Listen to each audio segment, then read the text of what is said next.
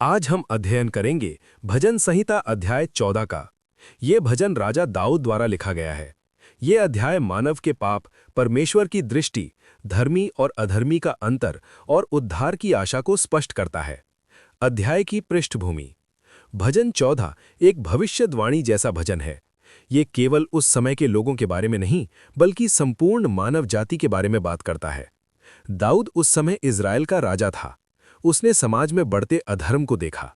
उसने देखा कि लोग परमेश्वर को भूलते जा रहे हैं। आज का समाज भी वैसा ही है।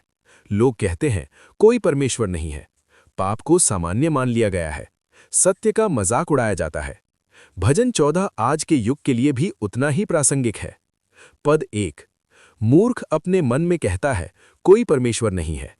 यहां मूर्ख शब्द का अर्थ कम बुद्धि वाला व्यक्ति नहीं है। यहां मूर्ख का अर्थ है जो जानबूझकर परमेश्वर को अस्वीकार करता है। ध्यान दें, ये नहीं लिखा कि वो मुंह से कहता है, बल्कि मन में कहता है। अर्थात वो जीवन ऐसे जीता है जैसे परमेश्वर है ही नहीं। उसे न्याय का डर नहीं, उसे पाप का बोध नहीं। आज के संदर्भ में लोग चर्च जाते हैं पर जीवन में परमेश्वर नहीं। लोग प्रार्थना करते हैं पर व्यवहार में अधर्म। मूर्खता ज्ञान की कमी नहीं, बल्कि हृदय की कठोरता है। परमेश्वर की दृष्टि। यहोवा स्वर्ग से मनुष्यों पर दृष्टि करता है। परमेश्वर सब देखता है। वो देख रहा है कौन उसे खोजता है, कौन सच्चे मन से उसकी इच्छा चाहता है। यहां एक महत्वपूर्ण सत्य है। परमेश्वर मनुष्य को खोज रहा है। जैसे एक पिता अपने खोए हुए बच्चे को ढूंढता है, वैसे ही परमेश्वर मनुष्य को खोजता है। सब पापी हैं, सब भटक गए हैं। ये पद हमें सिखाता है कोई भी अपने बल से धर्मी नहीं है। नया नियम में प्रेरित पौलुस ने इसी पद को रोमियों का पत्र अध्याय 3 में उल्लेख किया है। अर्थ, सबको उद्धार की आवश्यकता है। कोई अपने कर्मों से स्वर्ग नहीं जा सकता। पद 4 से 6। धर्मी का सताया जाना। दाऊद कहता है कि अधर्मी लोग मेरे लोगों को खाते हैं जैसे रोटी खाते हैं।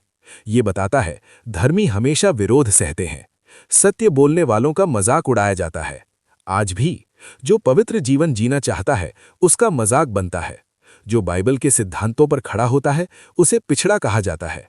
परंतु एक बात याद रखें, परमेश्वर धर्मियों के साथ है। पद 7। उद्धार की आशा। काश इज़राइल का उद्धार सिय्योन से प्रकट हो। ये पद भविष्यवाणी की ओर संकेत करता है। ये उद्धार किसकी ओर इशारा करता है? ये मसीह की ओर संकेत है।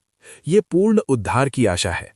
मसीही विश्वास के अनुसार ये उद्धार पूर्ण रूप से पूरा हुआ यीशु मसीह में। मुख्य संदेश। 1। परमेश्वर को अस्वीकार करना सबसे बड़ी मूर्खता है। 2। परमेश्वर मनुष्य को खोज रहा है। 3। सभी पापी हैं और उद्धार की आवश्यकता है। 4। धर्मी लोग विरोध सहेंगे। 5। अंत में विजय और उद्धार परमेश्वर से आता है।